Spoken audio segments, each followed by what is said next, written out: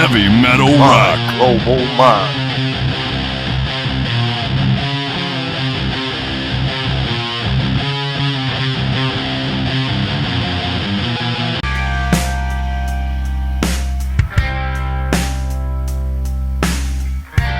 I'm so pleased to meet you.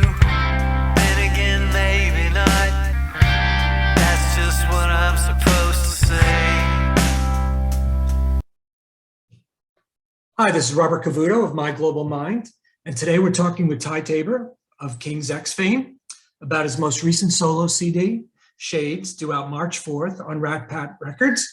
Hi, Ty, and welcome. Really appreciate you taking the time to speak with us today. Thank you. Thank you. Good to be here. I'm really enjoying the CD. Congratulations on it. Oh, thank you very much. Appreciate that. Yeah, after 11 CDs and all the King's X CDs, when you're creating music and coming up with songs and riffs, do you tend to hear your voice or do you tend to hear Doug's voice in the back of your head? What do you hear more?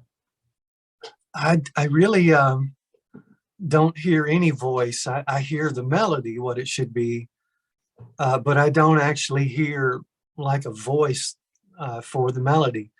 And then when I end up singing the melody, it usually sounds so different than what was in my head. It's weird, and I have to get used to it.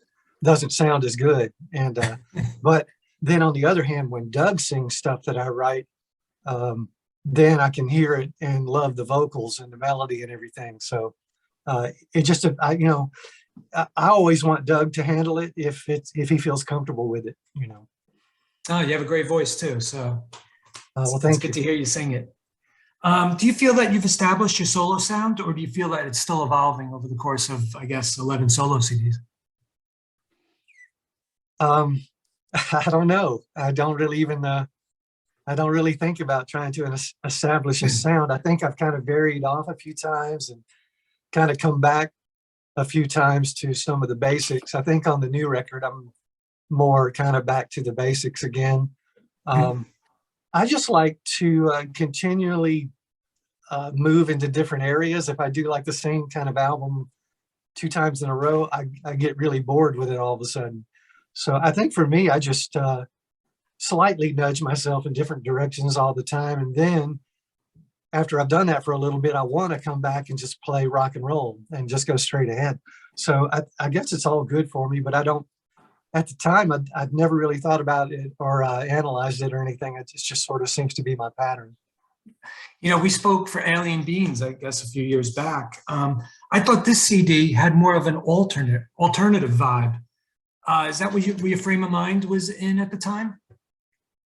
I know that I wanted it to not be the same album. Mm-hmm. I wanted it to explore in some different places for me. And at the same time, some of the stuff is more, straight ahead and immediate, like old stuff. But there is a certain element of this particular type of surprise element that happens throughout the record here and there, with parts not necessarily being predictable. And I like that. I love that. Yeah. Wasn't really thinking about it though. Just putting down new songs, and that's what happened. Uh-oh, the wind just blew the door open. Let me shut that. You have ghosts. Yeah, there's some serious wind out there today. Oh, yeah. It's just cold here, bitter cold in New Jersey. Yeah.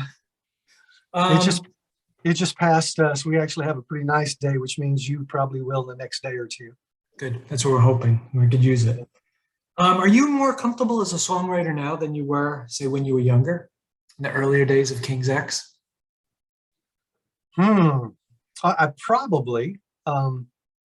I don't know that I've ever felt comfortable as a songwriter, to be honest. Wow. I mean, I've always wanted to be a songwriter, and I've always wanted to write something good. So you just keep trying and trying and trying. But, when I was young, I think I was, at first I was a little bit too naive to be too critical of it. I was just happy that, wow, this is an idea that I just came up with, and I'd get excited about it.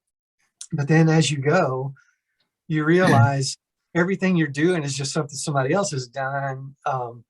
It seems at first, unless you're just incredibly original from the get-go.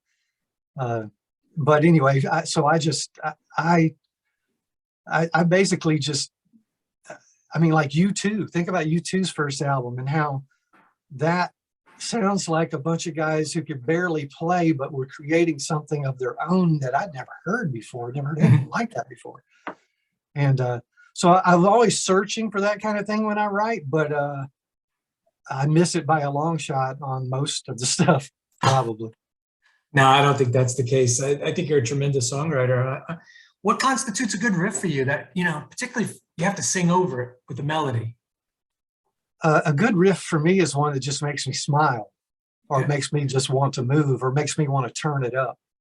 And you never know what it's going to be. Sometimes it's something really simple, like one note, or in other times it's just this progression that you feel very lucky to have come up with. And so I don't know, I'm just always looking for a riff that makes me smile. And like Dog Man made me smile when I came up with that. And even like on the last Alien Beans album, that Freight Train song, I like that riff for some reason. That just makes me want to rock. So, just occasionally I'll like one, but they're a lot more difficult to come up with than it seems, because they seem so simple when you come up with a good riff, but they're very elusive. I also thought on this CD, the lyrics came across to me very personal. And particularly on the song Best Day in a While, that was like, wow, I'm listening to it going, that was a pretty intense moment. Are they autobiographical, or are they you're just making them up? Because they have great stories. No, these all come from real life.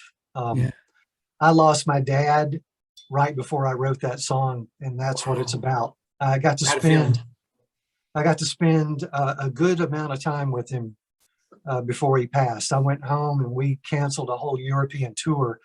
A lot of people thought Jerry was sick, but the reason we actually canceled was so I could go home and be with my dad.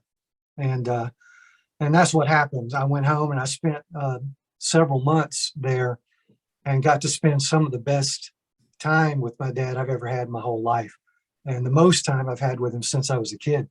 Mm-hmm. So it was a beautiful and heart-wrenching time. But so yeah, a couple of songs came out of that were tough to write. I can imagine. Were they tough to sing? Very. Yeah. You could hear my voice breaking in a couple of spots, and it's not fake. Yeah. I thought it was pretty intense. I was listening to it. It's like, wow, this is definitely a moment between a father and a son. Yeah. That's a good one. I like that one. How much time did you spend on sequencing of the tracks? Because I thought the CD had a really nice flow. It was like a really just smooth. What's your thoughts? I spent a lot of time on sequencing anything I put out, because and King's X does too. That's where I learned it, man. When we did our first album, the sequencing was everything. We found out that changing one song or moving one thing made an entirely different album. Wow. Because of the way you perceive it as it goes. And so I realized from day one in the early days of King's X that sequencing is one of the most important parts of the entire process. You want to make it where you start the journey and get somewhere by the end, and you don't think about getting there, you just go like a movie. And that's the way I like to think about sequencing. And so definitely a lot of thought went into it. Yes. And it's kind of difficult. That one barely sequenced itself. That was kind of tough. Which one? This one? Together. The new one didn't sequence itself. That took a lot of work. It took a lot of work. It didn't. I mean, just if you think about it, just move one or two things, and it's a totally different vibe all of a sudden. Wow, it's very interesting. Now, tell me about finding your solo voice. Because you were with King's X, most famously known for being the guitar player, the only guitar player in King's X. But was it tough to find that solo voice and start a solo career? The toughest part about it for me is that I have to sing because it's solo. And I've never been comfortable with singing. I still am not comfortable with singing. I've got almost the majority of another album recorded musically already before this one's even released, but not one note of vocals on any of it because I dread doing vocals so much. I just can't, I really can't stand doing vocals. So it's something that I have to force myself to do that I don't enjoy. And I don't like hearing my voice at all. So it's just, you know, you talk about a buzz kill or a creative kill when I have to put my own voice on something, but that's how it always affects me. So it's like drudgery to get my vocals done on the stuff I'm doing. Well, that's so funny because you have such a great voice. I mean, I guess everybody's very particular about what they listen to, how they look, whatever they want to be. They don't see it in their own mind, but in reality, you have a great voice. Well, I appreciate that. All I know is that what comes out, what I hear, is not what I want to hear. I wish it was something else, but it's what I got, so it's what I got to do. You know, it's funny. You have a little bit of an accent. I don't really hear that in your singing at all. Where are you from? I grew up in Mississippi. Okay. I was born and raised in an area that was known as Jackson until I was 12 years old, and then it got incorporated into its own city called Pearl. Mm-hmm. But when I was born, Pearl didn't even exist yet. But it was just part of the Jackson, Mississippi metro area. And we incorporated, like I said, when I was 12. And so I went to the same school all, 12 years and everything, graduated Pearl High School, all that stuff. It was called McLaurin Heights when I was growing up, though, until I was 12.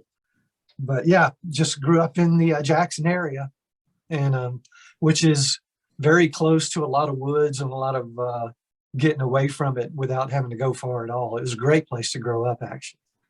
Do you hear do you hear your accent when you're singing? Because I don't hear it at all. Is that something? I don't hear it when I'm singing. I don't hear it when I'm singing, but when I hear interviews like this, I cringe and just have to turn it off. That's funny. Doug recently put out 2 solo CDs. We talked a little bit about King's X CD. He says it's completed, it's mastered. You have any sense of when it's going to be released? I do have a sense of when it's going to be released. Just can't tell me. There's an actual date, but that's going to be up to the record company to say when they are ready and when they're ready to start promoting and all that stuff. But yes, there's a date, and unless something happens that none of us can see ahead of time, it will be out this year. That's good. That is great. I'm looking forward to that. It's been done for a while, right? I mean, it's got to be 6 months done, right? Well, what happened is we went out and recorded out in California back in 2019 at 2 different times. We went like in early April and stayed for about 6 weeks, went back out in August and stayed a few more weeks.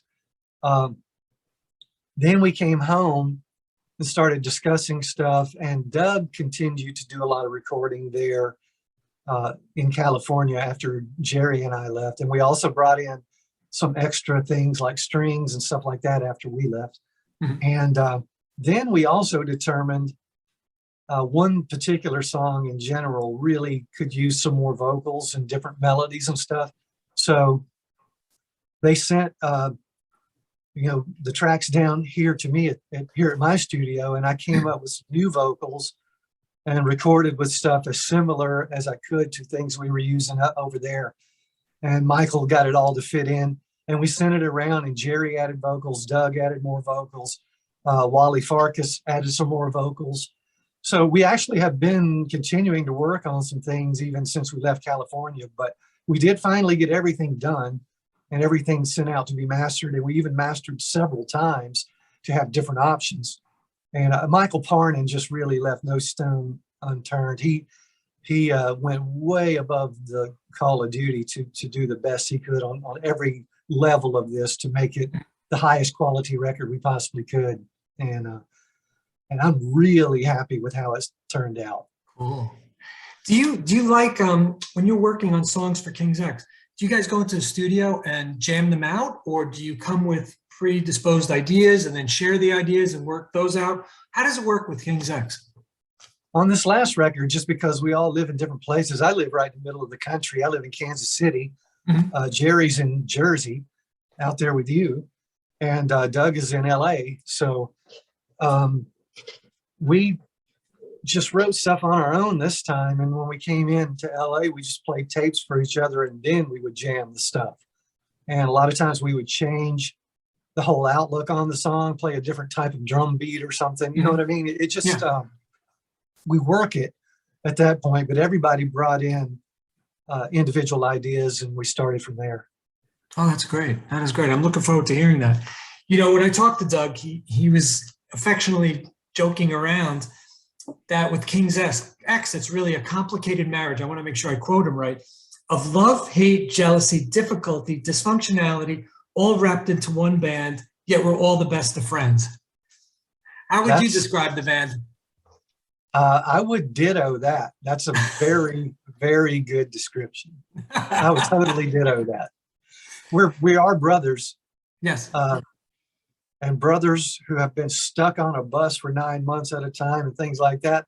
You know, we have definitely been around the worst of each other, and we still love each other. So that's an amazing thing after all these years. That's true. That's true. That's fantastic. And tell me a little about, you know, he also said that Jerry is the glue that keeps everything together. Do you feel the same way? He's very low key, and he kind of, I guess the voice of reason, I guess, is what he was going after. Yeah, he always has been. And at the same time, the voice of insanity. He's both spectrums, you know, wide open, you know, no in between. Jerry is one of the most unique human beings I've ever known in my life. There is nobody like him. Literally no one I've ever met that's anything like Jerry. He's one of a kind. He's priceless. Yeah, I haven't spoken to him, but you're very nice. And, you know, Doug is great too. Are we going to see you guys touring for the solo CD? Is that an option before the King's X CD comes out? Oh, for King's X, we're definitely planning on touring this year. I mean, we have dates booked, and we're working toward them. I had a slight setback with a broken finger injury that has been going slower than I was wanting, but I have full confidence that I will be back to normal or close enough at some point this year and ready to be out there playing. So yes, that's the goal. So you're going to do solo or just going to do the King's X tour? Right now it's just King's X. I don't even really have a solo band because I play everything myself. And it's just not, especially over the last 2 years, I haven't wanted to get people together and try to do shows in the middle of, you know, when things weren't happening. But I would like to do solo stuff at some point, but I think King's X is about to get very busy, so that's going to be tough to do. I can imagine. Do you have a problem with other musicians playing your songs in a band setting? Like, you're not doing it right, or you're not, you know, you have a lot more control, I guess, when it's your situation versus like a King's X situation. So is it a bit of a challenge to hear other people play it, because everybody's got a different vibe to it? Usually I just enjoy somebody else's take on it, you know. And it's very wide ranging from, you know, beginner players who are interpreting things the way they hear it to, you know, people who are like trying to figure out all the little technical aspects and all that. I love hearing all of it, to be honest, because all of it's coming from where somebody is coming from, you know, and that they love it for some reason. It's just an honor. Oh, that's cool. Well, listen, that's all the questions I have. I just want to thank you so much for your time. I love the CD. I wish you the best. And I'm hoping that we could talk again when King's X album comes out, you and Doug. That would be fantastic too. I'd really enjoy that. So I've always been a fan. And when you come to New Jersey with King's X, I'm going to come and check you guys out. All right. Well, we plan on being there. That's for sure. Excellent. Excellent. Well, thank you again for your time. It was very nice speaking with you. It was a fascinating interview. Thank you. Take care. Have a good day. All right. Bye-bye. Heavy metal rock. Global Mind.